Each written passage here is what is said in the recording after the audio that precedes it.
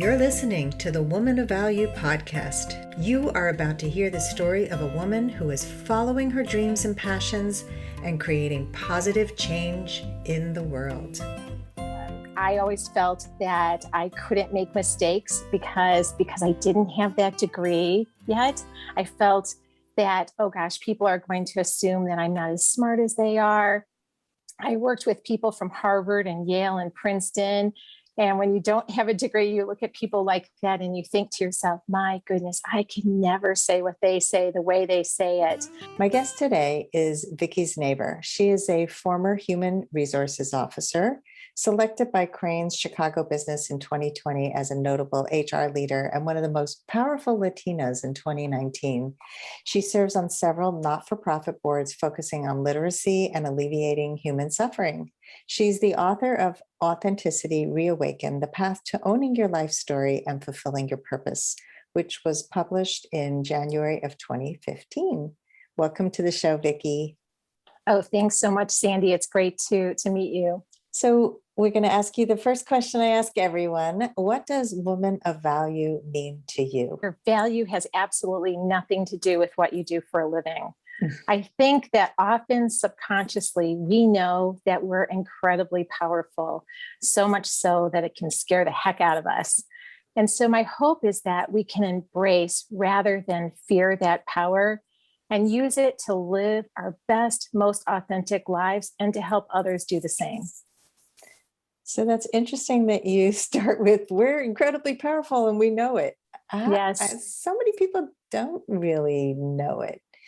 So what about those people who are saying, well, that's not me. I don't think I'm very powerful. I think that this is a good sign then to do some self-exploration. My book really does try to help you do just that, in that I believe that when you start exploring, even if you start with the most basic components of your own life story, what are the 5 to 7 pivotal moments in your life? And you've talked, Sandy, before about pivotal moments on your show.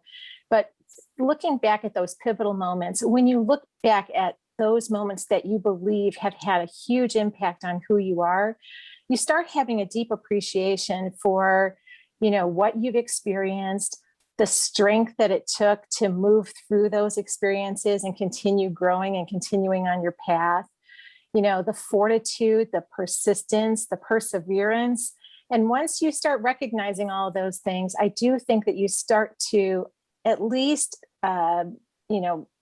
generally speaking, to come up with sort of a deeper appreciation for that path that you've been on. And that's a great way to start. That's a really good way to start. Yes. I remember in coaching school, we did this exercise of pivotal moments, and it was a way to help us identify our values. And we had to do homework, and we had to coach somebody before the next class. And so the class was over the weekend. So Saturday night, I'm on the train from New York City back to Connecticut, where I live. And I have laryngitis. I can barely speak. And I'm like, I won't have time to coach anyone. I have to find someone on the train. So I found a total stranger and I said, I'm taking this coaching program, and can you work with me here on your pivotal moment? It was fascinating. She totally opened up. She talked about, I think it was a time when she had to give up a baby for adoption or something. I'm just like totally blanking on what it was because it was so many years ago, but it was like she went really vulnerable and deep with me and what she learned about herself in that moment and her own personal strength. And yeah, so it is fascinating. And I've done this work with clients, and especially with younger clients. Like I've worked with a few younger people and people who really are confused about next steps. And so looking at those pivotal moments, because people will often say, like, I haven't done anything, or I'm nobody, right? And it's like, well, you've been amazing. Exactly. Yeah. And you've gone through so many things already. I mean, some of my pivotal life moments, I can go back to the age of about, I would say 3 maybe, but I can remember a huge pivotal moment in my life that occurred when I was around 8 years old. And that was I was literally sitting in a closet I grew up in a very chaotic home. I'm the youngest of 12 children. My parents struggled with alcohol addiction, and there just wasn't a lot of consistency in my home. But I remember sitting in my closet at home for, I don't know why I was in my closet, but I was sitting there and I just told myself, my life is going to be different. It's not going to look like this. And that moment stuck with me forever, that I think it was sort of the catalyst for, okay, I've got to pay attention in my life because I'm the only person really that I can depend on. Mm. So that's it's really interesting at such a young age that you were Yeah. able to do that. But it also points to your resilience and your desire to get unstuck and to have a better life, which is, I'm sure that was hardwired into you, which made you into the person you are today. Yeah. And, we all are hardwired. And I think the reason why I put the title of the book is Authenticity Reawakened, the path to owning your life story and fulfilling your purpose.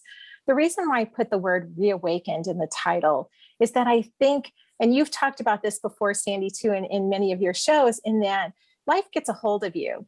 And you start doing things, and you're going to school, you get a job, you're busy, you're constantly sort of being molded, and you're conforming to what you think that people expect of you.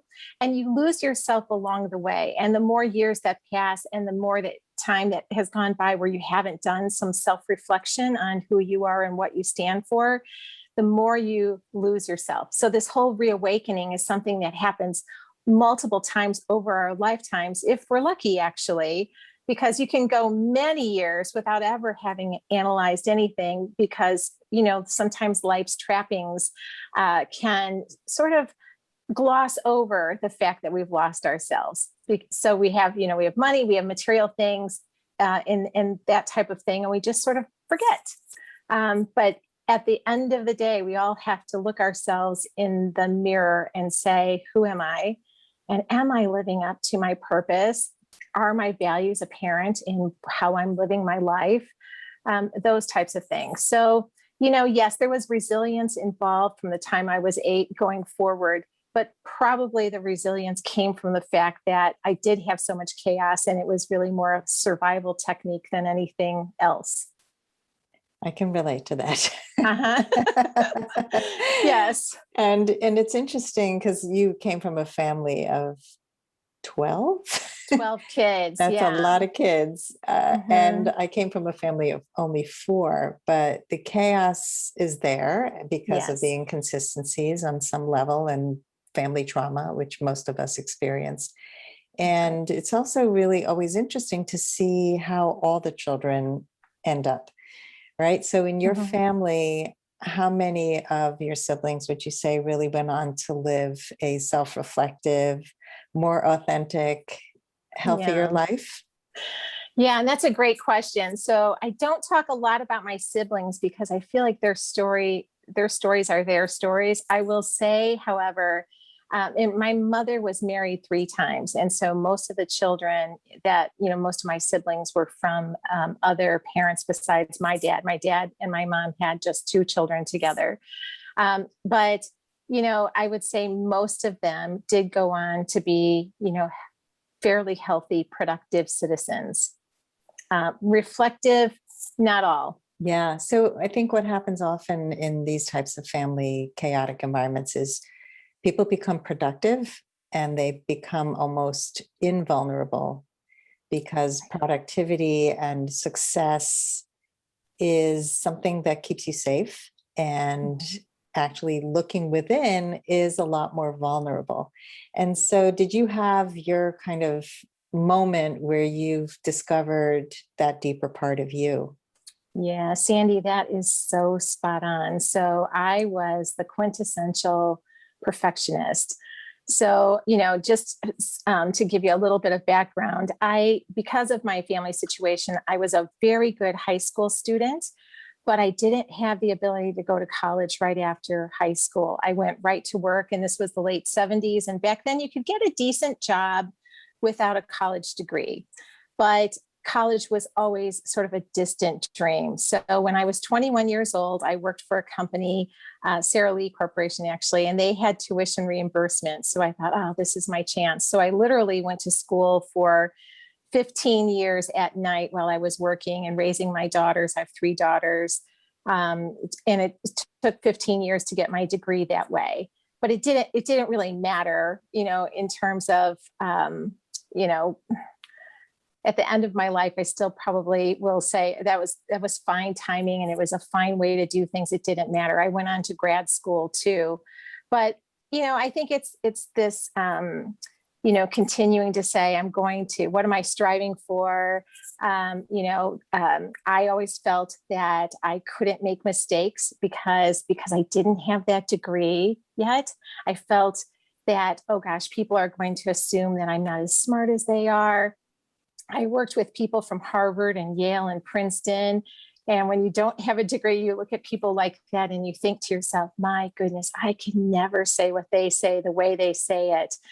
And I had an aha moment along that path where I came to the conclusion that that was very true. I was never going to say things in the same way that a Harvard, lawyer was going to say it.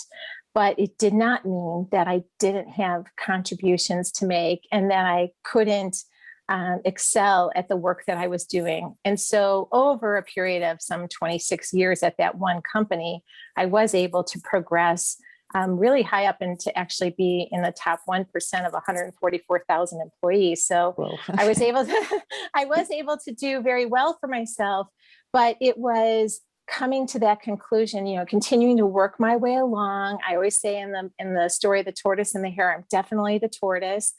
And that was okay. But I learned to have confidence that I could make a contribution. And I think that so many people are able to make contributions in the workplace. It doesn't matter where you went to school. It doesn't matter what degree you have, but it does matter if you have your own voice and that you can, have a positive attitude and have the intention of contributing in a positive way. And I think it makes all the difference in one's career. Yeah, I agree with that so much. I know that when in my dating and relationship coaching practice, so many people focus so much on the externals. He has to have a certain degree and that, or be a CEO of a company, and that will guarantee somehow that they'll have financial success and they'll be secure and safe. And that he'll be really smart. So they'll have great conversations. But I've met a lot of PhDs who are really not smart at all when it comes to relationships and having relationship skills, like being socially, connected and having emotional intelligence. And to me, you have to look beyond it. And I also lived many years with this insecurity that I wasn't smart enough. And it took me probably until I became a life coach where people were saying, you're so smart. And I think I used to think, oh, they're just being kind. They're just being polite. Or when my father would say, you're so beautiful. And I'd say, well, that's my father saying it. So I'm really not pretty, but he's my dad. So he's supposed to say that, so we tell ourselves all these limiting stories that aren't true. And so back to what you said at the beginning, that we do have power beyond what we believe. Yes. And I think in many ways, if we really looked at it, we're more afraid of a high degree of success than we are of hiding. Oh, you are so right. Yeah. I mean, that because, there's security in sort of going along, being in a comfortable spot. I know at some points in my career, I definitely have had experiences where I've been able to, consider other opportunities. And I would sit back and say, oh my gosh, does this mean that I won't be able to spend more time with my kids? Or does this mean that the bar is so much higher now, I'm going to fail? I can remember being around probably 37, 38 years old, and I was so afraid of failing. Because I had, little things along my path that felt like a bunch of successes. But the terror, I would say, that came with the concept of possibly failing or not being great at something, even though I was operating at a much lower level. So I was, sort of I hadn't stretched myself yet. So I did start around that 37 years of age or so, start thinking to myself, you know what, I'm playing smaller than I should be. And failure does not mean that I'm a failure. It just means that I have more to learn. And when I started thinking about that, and then in my book, I write about fear as being something that gets in our way so much of the time. And I thought that Jack Canfield of the Chicken Soup for the Soul series books, he said it so well. And he said, fear is fantasized experiences appearing real. And that's exactly when I saw that in the last couple of years, I thought, that's exactly true, because so much of these stories we build up in our head, if you don't do an assignment perfectly well, or you make a mistake, or just doesn't work out for whatever reason, look around, everybody does that. Yeah, that perfectionist need to be perfect. Yeah. Stops so many people from starting even. And I know for me, it was the public speaking, like I was petrified. And so I just didn't do it. I didn't want to be criticized. I didn't want to have people judge me. And then you hide, you play small, you don't share your voice, and you talked a few minutes ago about having your voice and having your message that people need to hear, and they won't hear it if you keep it in. No, that's so true. And, there's a quote. I just started reading some of the books by Julia Cameron. She does the Artist Way books. And I just think those are so beautiful. But she said that perfection is fear in a fancy dress. And I just love that quote because it's so true that sometimes and we all have either been this person or we see other people doing it. It's got to be perfect, and we can't have any slippage from absolute perfection, and on and on and on and on it goes. But that really is, oh my gosh, if I make a mistake, someone's going to think I'm lesser than, I'm not going to be promoted, I'm going to be thought of as a loser, or whatever it might, those things that we tell ourselves, and they're just not true. No, and everybody's got insecurities. It's yes. like I've heard so many interviews with famous people, and at the end, they always say, how did I do? Did I do okay? Like, I mean, I've been interviewed by people who check in with me afterwards. Was that okay? Was it okay? And it's like, God, just yes. Own it. Yeah. And it's so much easier now to criticize people. And that's another reason why people are probably a little bit, gun shy, because, now everybody can give an opinion online. There's all this social media, and, you do your best, and inevitably someone is going to criticize you. And so that's the other thing I would say, is just continue doing your best. No one can ask any more of you than that. Do your best. And if it falls short, then ask yourself, what did I learn from it? What can I take away from this? And, and do that.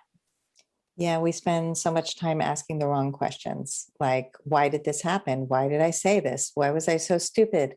Instead of, what can I learn? How is this going to help me get to that next level? And those are what I call high value questions. How can I learn? Why would I want to be in this situation again? How can I avoid this situation again? No, for sure. I do better? I mean, it's also like being able to give and receive feedback is part of that whole thing. It's like, you want to hear from people how to improve, and you got to be open and vulnerable enough to accept feedback and to give feedback to, I belong to Toastmasters, and that's where I've helped. That's what really helped me with my public speaking fear and being able to be a better speaker and a better leader. And we had a meeting this past week, and we've been meeting on Zoom because of COVID. We're still on Zoom. And the Toastmaster who led the meeting is this lovely, lovely woman who is very deep, and she was reflecting on everything everyone said. And I was just like, okay, that's enough talking. And so I was the general evaluator of the meeting, and I had to give feedback about the whole meeting. And so I start with the positive, and then at the end I said, and one thing I would love for us to work on is less talking. We all have Zoom fatigue. We need to keep the meeting moving. And so less reflection on every single thing, because it can get really long.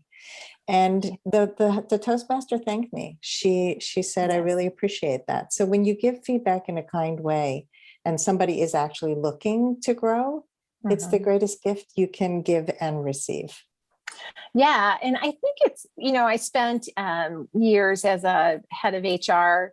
And so oftentimes I would be involved in feedback conversations and things like that. And I would always tell our executives or others who were giving feedback, think about your intention, because we accept feedback from people that we know care about us. And when we think that someone's, quote, out to get us, or they don't have our best interests in mind, that's when feedback is difficult to receive. So I'm sure at your Toastmasters, they felt that you have a genuine desire to help the organization and to help, sort of have better, more effective conversations. So it's easier to hear. Yeah, that's a good point. I think we always have to preface any feedback with our intention. Yes. My intention is to build you up, not knock you down. My intention is I care about you. So I'm going to have this conversation because I want you to succeed, not I want to shame you and have you fail and feel terrible about yourself. Right. That's right. Yeah. It makes all the difference in the world. It really does. So, Vicki, can you share some of the steps you took to fulfilling your own purpose so that our listeners can begin the process for themselves? Sure. Well, I do believe, as I said, about these pivotal moments, and I think, really taken those to heart in my own lifetime, thinking about my experiences. I'm a very self-reflective person. I'm quite the introvert, actually. So these kinds of conversations are very new for me. And although I've had careers, my whole career, I've been in front of people talking a lot, but I'm an introvert by nature. The next is thinking about your values. I think that even though I never put them on paper until I actually wrote the book, it is important to understand what your values are. And the reason it's so important to understand your values is that you have to decide what it is that you're going to stand up for and what you will not stand for. I used to have a boss years ago who would say, Vicki, is this a hill to die on? So most things are not hills to die on. But there are some things that are hills to die on, and you should understand what those are for yourself. With your values, this too, sometimes if you think about if somebody rubs you the wrong way and you can't really figure out why is that, every time I'm around this person, I feel irritated. It's probably because there's a values difference, and you have to sort of understand what that is. And then you can kind of assess whether this is such a big difference between the two of you and whatever it is your relationship is. If it's your boss and your values are just polar opposites, then you're probably not going to have a great working relationship. And that's something then that should sort of inspire you to try find something else to do or to work with somebody differently. But values are so important. So I do walk the reader through values. And then I do believe that purpose is so important. So even though I never put it on paper, again, until I wrote the book, I always felt that my purpose was directing me towards helping other people in whatever capacity I could. So I've always had, at least for the last 25, 30 years, positions where I could totally impact somebody's life in some way. Or I belong to organizations. A lot of companies have business resource councils that you can join with that intention of helping other people in your organization succeed. So my purpose statement isn't about what job should I have, and it never was that about that for me either. I never pursued a job, but I did pursue feeling like I was growing. So whatever work it was, I always wanted to do work that I knew I would learn something new. So, not a very high bar, but I would say, okay, well, I've learned everything I can in this position. What can I do next? The other thing would be that I wanted to surround myself with people that I really cared about and that I thought cared about other people. That was really important to me.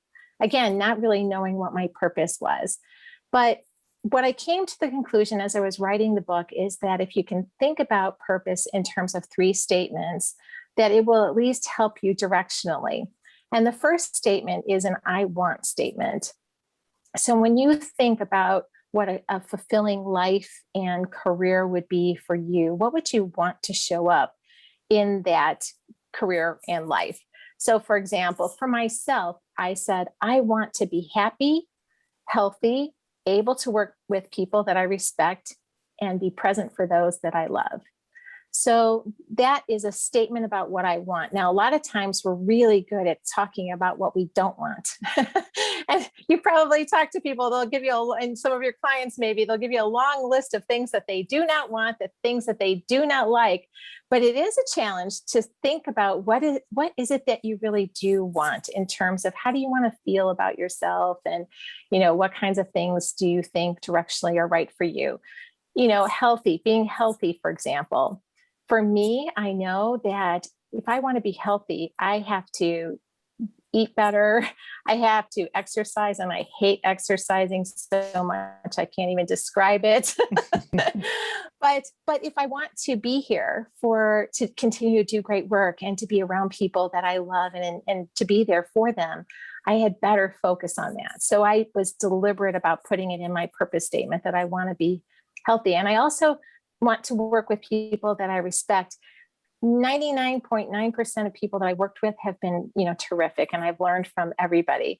And there have been some people that weren't so terrific, and I don't ever want to have to work with them again. So at this stage of my career, I'm 60 years old now. I'm like, okay, I don't have to work with them. And that's one of the benefits of as you age, you can decide some of these things, who you want to work with and who you don't want to work with. And I would say for everyone, no matter what age, this is an important consideration. Don't just go after a job. Go after what, some of these experiences that you really want to feel. The next statement is when I'm at my best.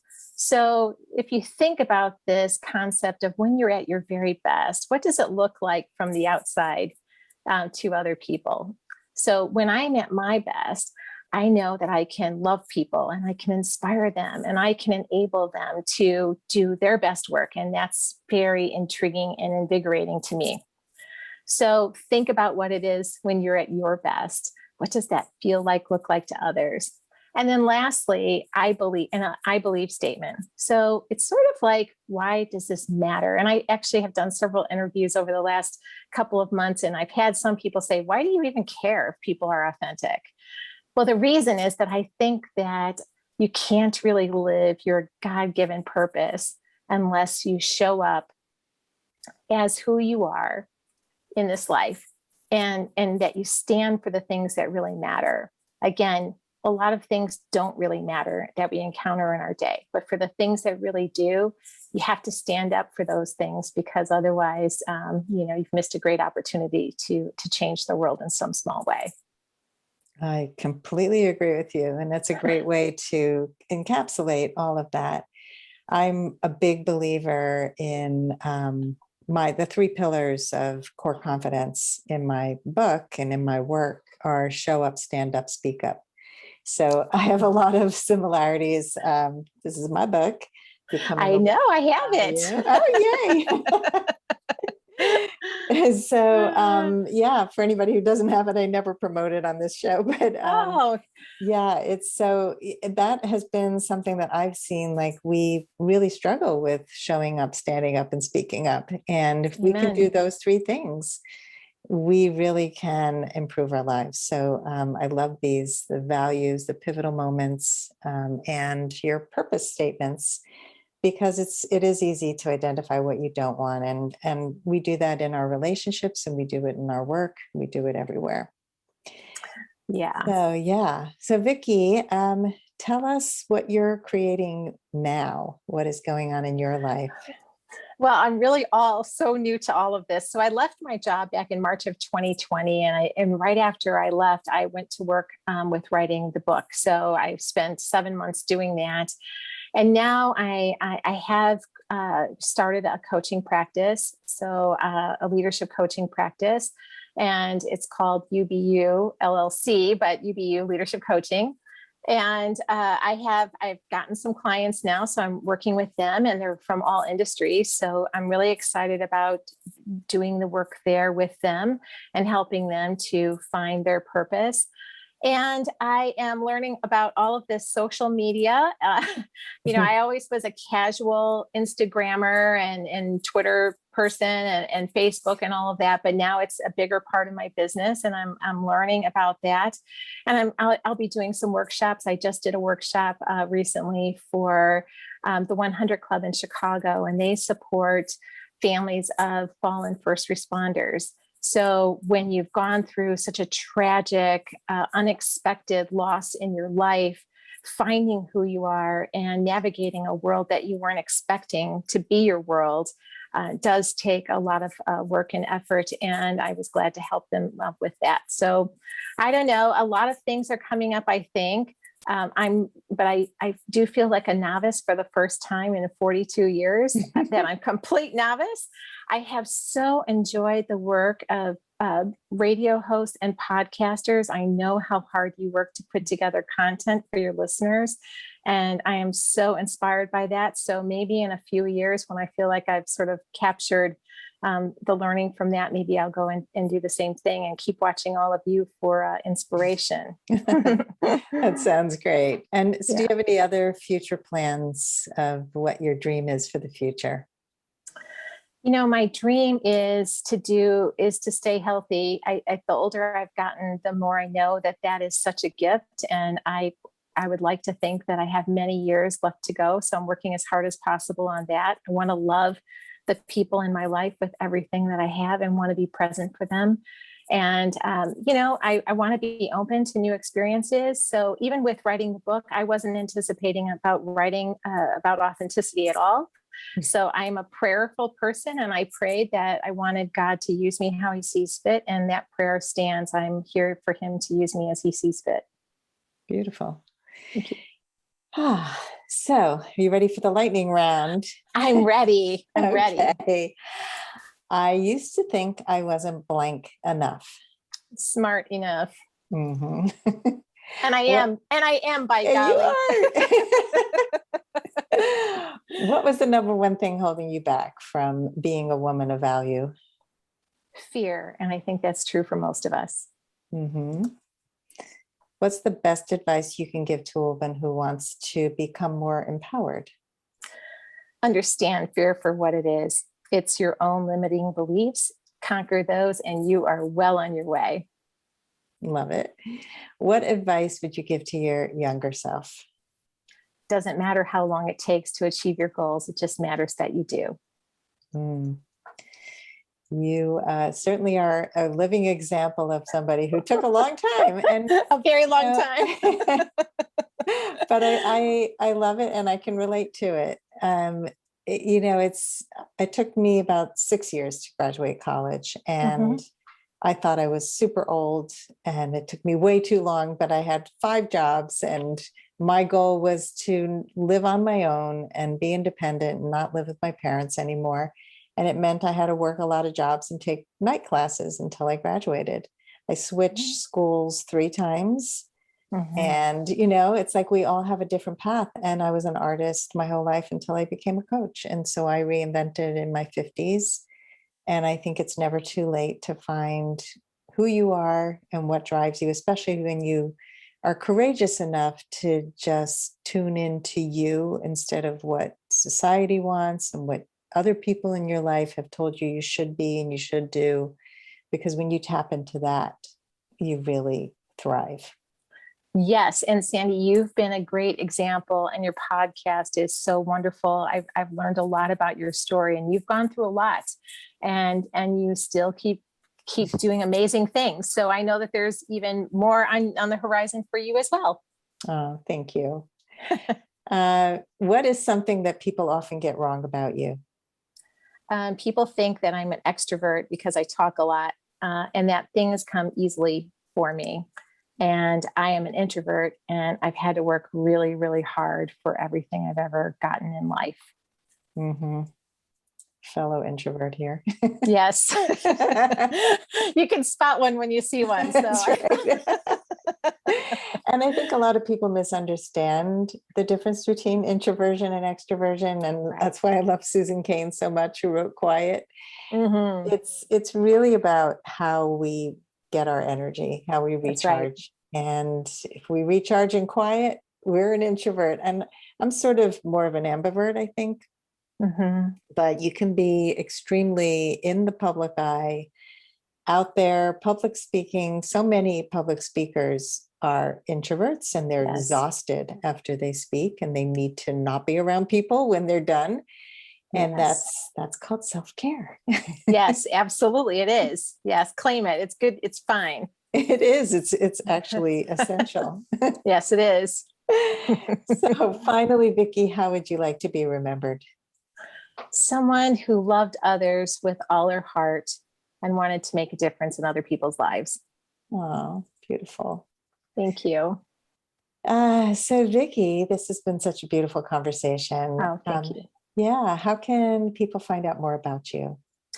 Well, Sandy, you can follow me at VickiZnavor.com. That's VickiZnavor.com. I have a blog that I write once a week, most weeks anyway. I'm about a 99% success rate there. I have a blog, and I'm on Instagram, Facebook, everything. But if you start at my website, you'll get some free downloads and other things as well. Great. Well, thank you so much for sharing your story, sharing your gifts, and being an inspiration to those who needed to hear this story today. Oh, thank you. And Sandy, I feel the exact same way about you. I appreciate your time. If you would like to step more fully into your value, grab a free copy of The Ultimate Guide to Becoming a Woman of Value on my website, thewomanofvalue.com.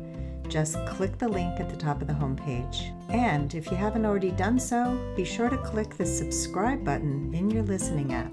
And if there's something in this episode that inspired you, please share it with others, because the more we share these inspirational stories, the more women of value we will have in this world. I'll see you next time.